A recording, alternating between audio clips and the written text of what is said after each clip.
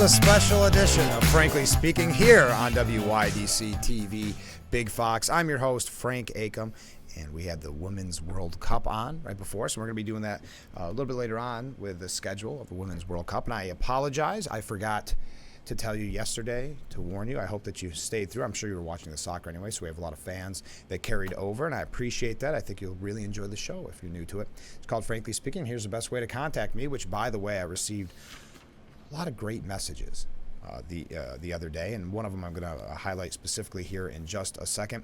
We also have a couple announcements local. We're going to talk about some local issues as well, but we have a lot of national, and we only have about 45 minutes to get there, so you're going to have to stay right there. It's going to be a fun show. It's going to be a little bit different than normal. Let's go to a viewer who had nice things to say. I am an independent woman, and I don't really like Trump's mouth, but our country was doing well while he was president. What I don't understand is why the media think what they say is believed as gospel. That's a very great point. They do. They believe that they're kingmakers, and I've said it numerous times. It's not always what they report that scares me as much as what they don't report. I mean, for instance, we could say, very little coverage until their hands were forced on Hunter Biden.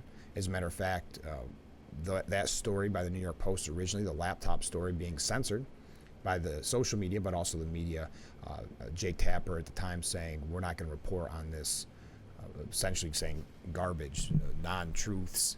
And of course, they throw that around a lot. We can't platform this person, can't give them a platform, meaning that they can censor them, that something's a lie. Whether or not it's verified as a lie, doesn't matter. If they say that, it gives them that out not to report on it. But I'll continue if I can find where I left off. I had high hopes for Biden, thinking he would work fairly across the aisle. The only thing he is working at is what they are accusing Trump of doing, taking over the government by dirty tactics, and I don't like that. It's a very good point. I would point to a specific example that I'm not sure if this person is mentioning, and thank you, by the way, for reaching out. That's a great message. Those are the messages we love to read here on the program. But if you look at, for instance, is the student loan debt issue, that's an institution, the Supreme Court, that the president has decided to do an end run around. So all the times that we heard about Trump and others, that it's destroying the norms and destroying our institutions. We heard that a lot during the time. But you are literally going against the norms and the institutions with that student debt end run, if you will, by the president. All right, this is fun. I kind of like doing this at 8. And we had so many people that walked by at 7 waving too. I would be up to 5, but it wasn't officially on air. Though I thank those people for waving. We better take a short break, so please stay with us. We don't have as many breaks, but I do have to get through a few.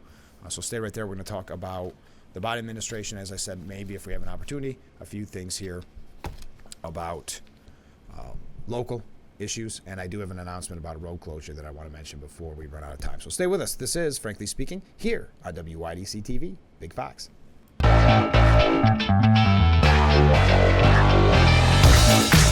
are watching a very special edition of Frankly Speaking here on WYDC TV, Big Fox, broadcasting live from the Hesselson studio. I'm your host, Frank Acom. If you're just joining us, we had Women's World Cup soccer, and that's going to happen in the future. I'll do a better job of letting you know ahead of time so you can prepare your schedule and hopefully catch us right after the coverage of the soccer match. So that's coming up in the future, though. Plenty of time together for the next few weeks. On tomorrow's program, we're going to be talking with Judy McKinney-Cherry. She's the executive director of Schuyler County Partnership. She's going to be joining us. I'm really looking forward to talking with her just about kind of the future of our area, not just Schuyler County, but of our area when it comes to business climate. Obviously, we talk about New York State so often about really the bad business climate. So we'll kind of pick her brain. Okay, this is an update from yesterday's program. Biden did ban the funding to the Wuhan lab. They were receiving about $1.4 million in federal funding since 2014. Now, the New York Post suggests kind of too little too late. Why cut it now when they should have done it sooner? Much, much sooner. All the evidence suggests that COVID came from China's Wuhan Institute of Virology. I knew I should have went for it. Patients, 0.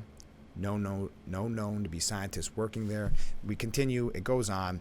But like they said, we understand Biden's tactic on this, the delay. Even the slightest admission implicating the lab in the pandemic would be a huge political black eye for President Biden, public health, people like Dr. Fauci. They did their best, along with the brutal regime in Beijing, to suppress the likely truth of the lab leak origin theory. And that's what shocked me about cutting this funding. I'm glad that they did, but we were told you couldn't even talk about the lab, that was off limits. You were conspiracy theory, no way it could possibly come from that lab. Now, I think most people, just common sense would tell them, well, let's look there first. Let's just take a look. If it started in that area and there just happens to be a lab working on that, maybe just for fun, let's take a look at it. They used the immense power of the U.S. government to do so, to keep that lab leak origin theory quiet. And they had massive help from an eager media. Yeah, the media, I mean, if you recall when Jon Stewart even questioned it a little bit on Stephen Colbert didn't even know how to handle the situation. It was so, because the media was told you don't talk about it. And in their bubble, it was fantastical to think that it could come from that lab. When, again, I think most people would say, seems pretty obvious it came from that lab. And then, of course, you had big tech, which stomped on stories like the New York Post's op-ed back in 2020 arguing that the lab leak theory, they argue, the social media, that the article on the lab leak theory from the New York Post was disinformation. That's another term going back to our last segment, another term they use to silence a story that they don't like, that bothers them. You know, it's a lie, it's disinformation, and it's almost in the media the knee-jerk reaction to do that if it's inconvenient to them, if this story is inconvenient to them. But this shows how much contempt, cutting off this funding, that Biden, Fauci, and others have for the people who suffered under their useless regime of lockdowns, school closures, the whole hygiene theater they call it. That the move was made with zero fanfare proves Team Biden understands its guilt here. It shows, too, that the administration barely has the spine to do a tiny fraction of what's necessary, and not even in a timely fashion, in responding to China's outrageous role in spreading the bug that killed 7.6 million people. Sure, it's good Biden finally did something, the New York Post says. Finally did the right thing. But the hush-hush move reveals yet again that we desperately need a full and final accounting of how powerful federal agencies and high-ranking American scientists got so entangled with a shoddy Chinese research lab. And you know that, Fauci's role in this research, but no matter where and how high up that review might lead, and I think that's the problem. Fauci was put on such a pedestal, Biden as well. The media praised their every move in this. We know that all of their decisions were to the detriment of specifically school children, of society in general. So the funding, we're glad that it's finally stopped, but the fact that they are so sheepish about the coverage and about that move shows that they recognize the guilt there. But that was just a quick thing. A couple others before we go to break. And again, this is a special edition of Frankly Speaking, just broadcasting a little bit later. And as I mentioned, I will promote that in the future when that happens.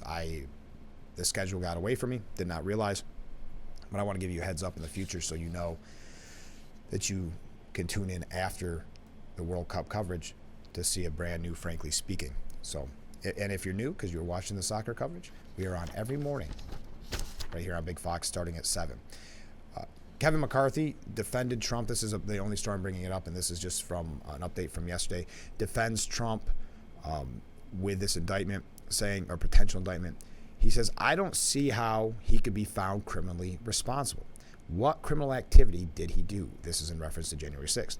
He told people to be peaceful. This is to reporters yesterday that Kevin McCarthy was speaking to them. I think the strategy session happened. I'm sorry, let me take a step back. He was asked about conducting a strategy session with Republicans on how to respond to Trump's indictment. And he said, I think the strategy sessions happened in the Democrat Department of Justice, where they go after anybody who's running against the president. It seems as though, and if you go up in the polls, you're more likely to get indicted. It's a fair enough point. I mean, if you just look at the time frame, that does seem to be pretty prevalent. Now, yesterday, there was a lot about the whistleblower. I know we're moving fast. We've got to get through a lot. There was a lot about the IRS whistleblower in the news. Well, depending on what outlet you go to. Again, not really covered by your mainstream media.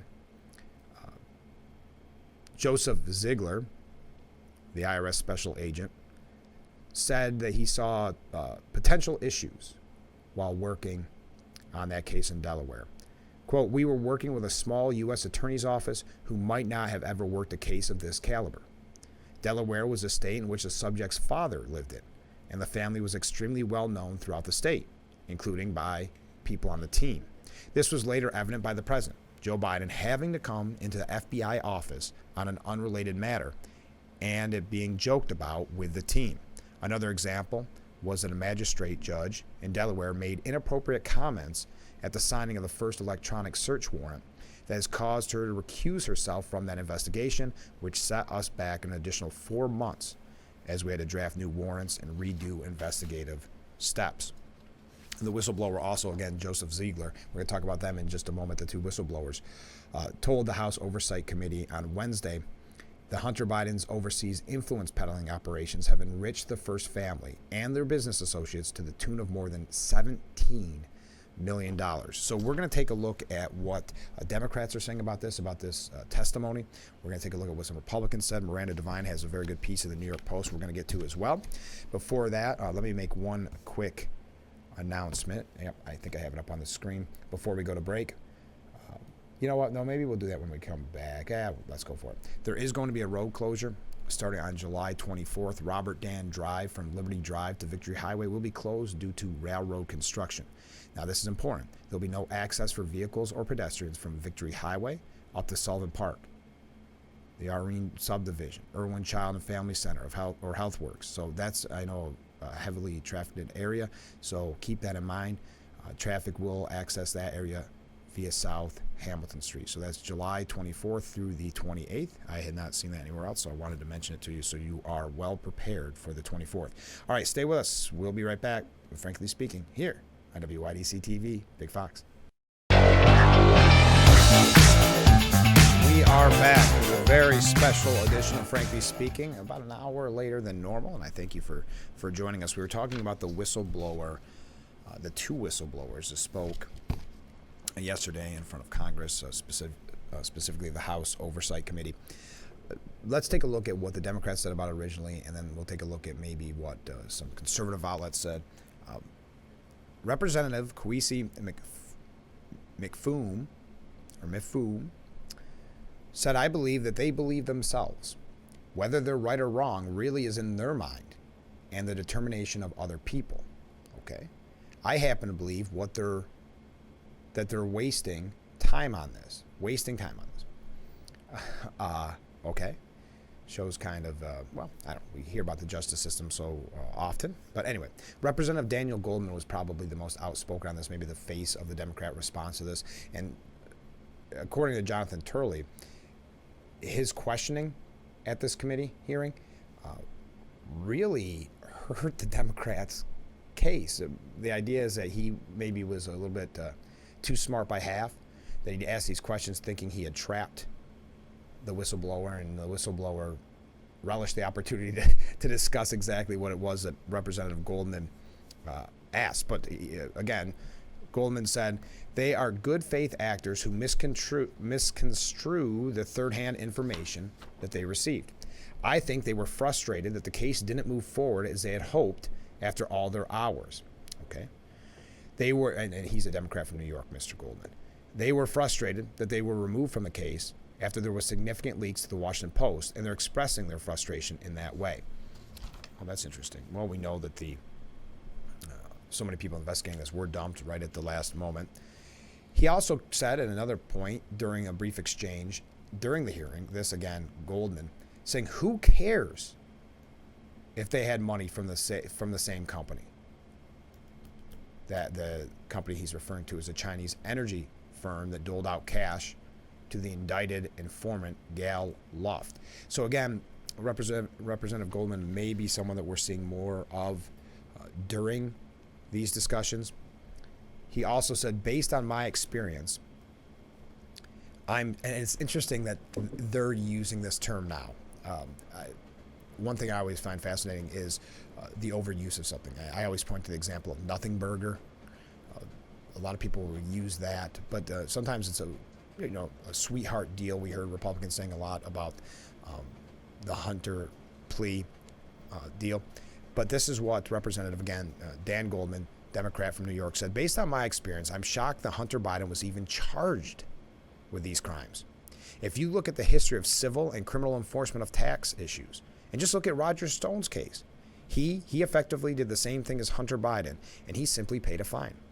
So the fact that he's even taking a plea deal, in my mind, demonstrates a two-tiered system of justice against Hunter Biden. Not all in favor of Donald Trump or the Republicans. So now it's a two-tiered justice system against Hunter. We're looking at, for instance, the laptop. We look at these investigations, and he's getting a bum deal. I mean, there's a willful ignorance there, denying what. Well, it's a prime example. Never mind what you see. Never mind the research that you've done. Just believe Representative Goldman. So Jonathan Turley really laid into this Mr. Goldman, saying that Joe Biden hit hard in the whistleblower hearing, that it hurt Joe Biden. But how did it hurt? The hurting came from Democrat Dan Goldman. One of the most basic lessons that we teach law students is that you should never ask a question you don't want the answer to. The peril of the poorly crafted question was on display in Wednesday's hearing, with two whistleblowers on political interference in the Hunter Biden investigation. Most Democrats avoided any question on the substance of the allegations. That was maybe their tactic. Now, don't talk about the allegations themselves. Okay. Focusing instead on everything from systemic racism. Again, talking points that when and Kamala Harris does this very often as well. When you don't really have a point, you throw around crutch words that you just instinctively use for everything, whether or not they relate. It went from everywhere from systemic racism to the use of the term two-tiered system of justice, and of course, Donald Trump. Representative Dan Goldman often goes where wiser members fear to tread. On this occasion, Goldman may have delivered one of the most damaging moments for the Democrats. In the course of just a few minutes, the junior New York congressman seemed to demolish the defense of President Biden. Goldman was trying to get the witnesses to say that there is no evidence that President Biden was personally involved. He raised the shocking WhatsApp message the Hunter had allegedly sent to a Chinese official with foreign intelligence contacts. If you recall, he said, and I don't want to read the whole text, but he said, "I'm sitting here with my father, and we would like to understand why the commitment made has not been fulfilled." It sounded like a mob-type threat.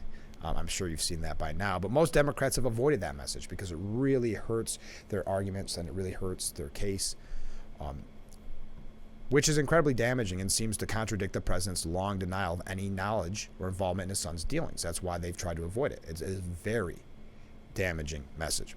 Goldman pressed veteran IRS investigator Gary Shapley about his suggestion that Joe Biden discuss the foreign dealing with his son. Shapley eagerly said that he would be happy to explain, but Goldman cut him off and says that he did not have much time for explanations.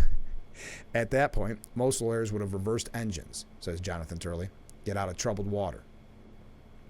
But Goldman plowed full speed ahead. He said that references to Joe sitting next to his son does not mean they were actually discussing business. That's not why that was put in the message.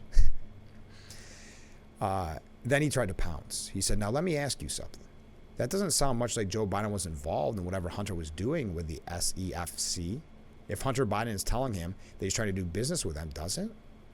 Shapley said no, but it does show that he told his father that he was trying to do business. And Goldman hears the train going off the track, seeing that he's hurting not only the Biden administration, Biden specifically, but also the Democrats' talking points. Said no. He said, "Okay, well, That is true. The Hunter Biden does try to do business. That is correct. Well, it's too late. Doing more damage than Republicans could do. Miranda Devine says that they should be praised,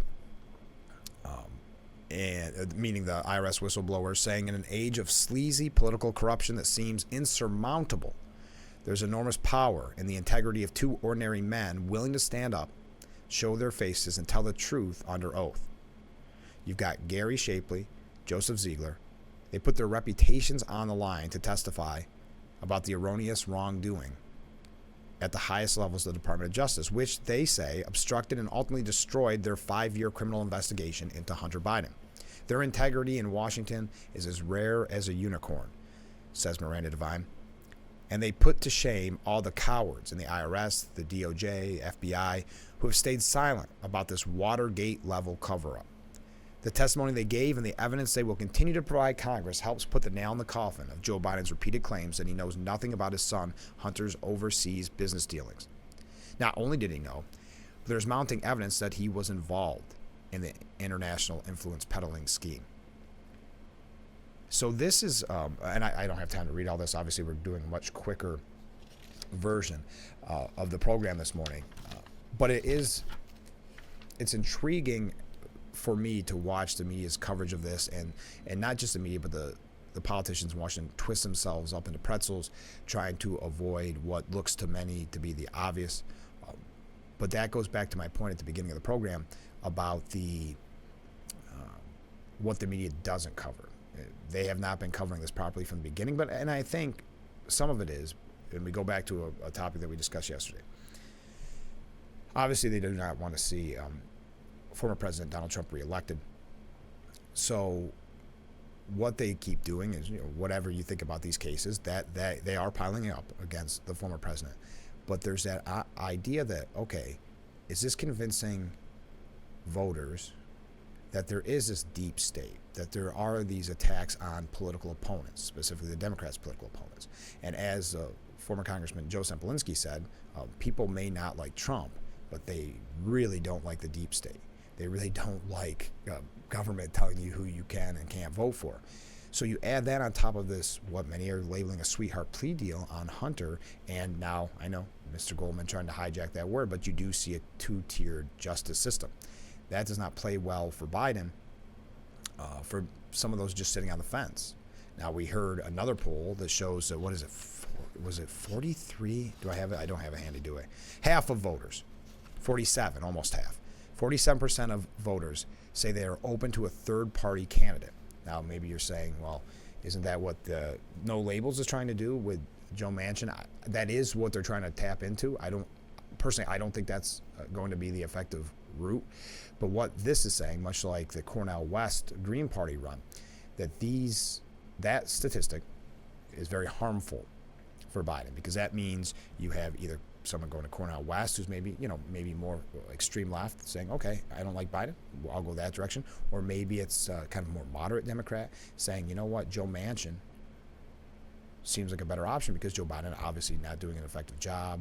We see Bidenomics and what people think of Bidenomics. I know they brag it up, but obviously a lot of people hurting right now. So we're actually going to talk about Bidenomics here in just a moment. Let me take a break. We're running just a little bit late. Stay with us. This is Frankly Speaking here on WYDC TV, Big Fox.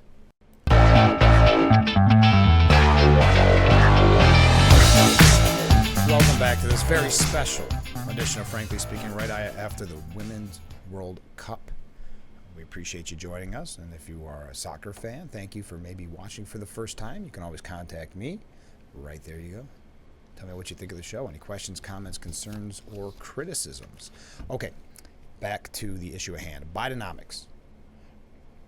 President Joe Biden is desperately trying to sell Americans on Bidenomics. He's doing these these rallies, if you will. But the American people aren't buying it. According to this poll, a recent poll shows that only 39% of U.S. adults approve of Biden's economic leadership. So you tie that in with those willing to go third party, with those wanting anybody but Biden. It's just troubling numbers. Now, you've heard me say in the past, and it's just a mind game here. I have no idea. I can tell you my thoughts on it, but is that why Gavin Newsom is becoming so, you could say, proactive, almost looking as if he's running for office already, because I don't believe Democrats would want Kamala Harris. I don't think they see that as a winning ticket. She's been a very poor vice president, not a very effective vice president. So if they're going to make a move, because it would have to be her next if Biden decides not to run, unless they can make some maneuvering where Gavin Newsom or someone like him, but he seems to be the one talked about the most, can move up. Because, I mean, let's face it, you even got Robert F. Kennedy Jr., who they have tried painting in the worst possible fashion, the media and the protectors of Biden. And he's at 20%. So what would a Gavin Newsom do? Okay? So at this stage of a presidential administration, only Jimmy Carter had a lower overall approval rating than Joe Biden. Biden's unpopularity persists despite his claims. He's job creation, he says. Bidenomics is already delivering for the American people. Our economy has added more than 13 million jobs. Yet we know it reflects very poorly on the president pushing that, because he's taking credit for the return of a record number of jobs lost during the pandemic. And no one likes a snow job. No one. So another reason for its unpopularity. Stubborn high inflation rates, of course. The Wall Street Journal recently spotlighted the Bureau of Labor Statistics data showing that the worst inflation in 40 years contributed to a 3.16% decline in real earnings for the average worker. And that's the problem with selling something like Bidenomics and how great it's doing. It's affecting you and me in the pocketbook. And so that's hard to sell. We've learned that they try to do it in just about every issue. In New York, we talk about it with bail reform. Never mind the crime and the violence that you see in the streets in your area. Never mind that. Believe the numbers that we're giving you. Mayor Adams tried doing that the other day, blaming it on media coverage. And this is another example. Never mind how you're struggling to get by, how groceries are so expensive, and how gas is so expensive, and the paycheck doesn't seem to last as long as it used to. Never mind that. Bidenomics is the wave of the future. So again, you tie that in, people not believing it. Only 39% approve of his economic leadership. Down the fact that Robert F. Kennedy Jr. at 20%, that half of voters are open to a third-party candidate. And it's a storm brewing for the president. But I'd love to hear your opinion on it. Agree? Do you disagree? Let me know. And if you get it in fast enough, I can read it before we wrap things up. I've got to take another short break. Stay with us. We'll be back with Frankly Speaking here on WYDC TV, Big Fox.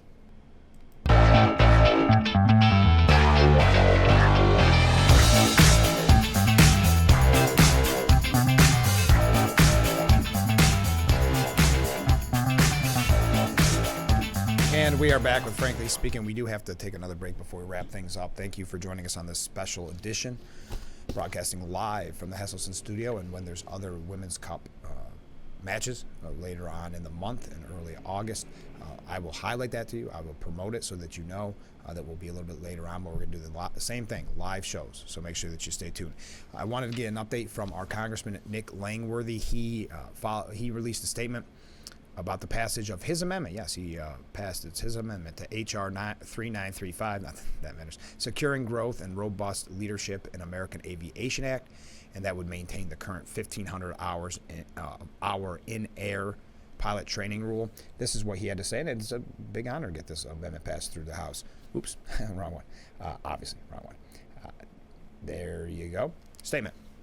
Today is a remarkable day for public safety as the House passed our crucial amendment prioritizing the best training for commercial airline pilots to ensure the safety of our skies and passengers.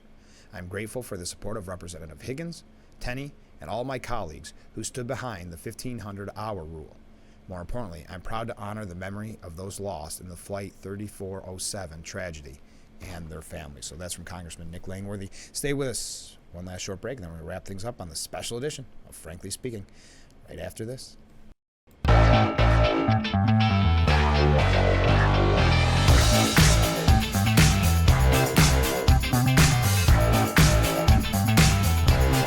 We are back with Frankly Speaking here on WYDC TV Big Fox, broadcasting live from the Hesselson studio here on Marcus Street in Corning. A couple quick things before we go. Don't forget, on the program tomorrow, we'll be talking with Judy McKinney-Cherry.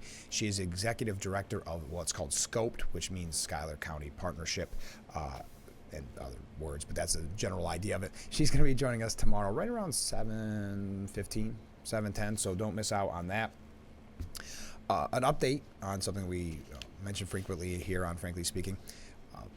212 more adult use cannabis retailers got the go-ahead. This coming from Spectrum News. A total of 212 licenses were awarded to 46 applicants in Manhattan, 44 in Brooklyn, 28 in the Capital Region, 24 on Long Island, 18 in the Mid-Hudson region, 14 in Queens, and here we go, 9 each in the Finger Lakes, Western New York, and the Bronx, 5 in Richmond, 4 in the Southern Tier, and 1 each in Central New York and the Mohawk Valley. So that is the legal cannabis retailers. There's a new survey out, if you will, or a new poll out. Some 2.7 million New Yorkers enjoy marijuana at least once a month, state cannabis regulators revealed at yesterday's hearing, as they continue to push towards a robust legal marketplace for the green goods. This is not presented in a negative way in this article. Just saying. They're just saying that those are the numbers. Will that ultimately be a benefit for the shops? Because we know the rollout of legalized marijuana in New York has been, essentially a disaster, creating the black market that we see. But we are out of time for today's edition of Frankly Speaking. Thanks for joining us at a new special time. Not new special time, a special time. We are going to be on tomorrow starting at 7, like we normally are. And in the future, I will make sure to highlight the fact that we may be delayed because of Women's World Cup soccer. But I will highlight that in the future. It was just a lack of planning ahead on my part yesterday. So, again, join us tomorrow at 7. That's it. Wow, that went fast. Thanks for joining us. This has been Frankly Speaking here on WYDC TV. Big Fox. Have a great day, everyone.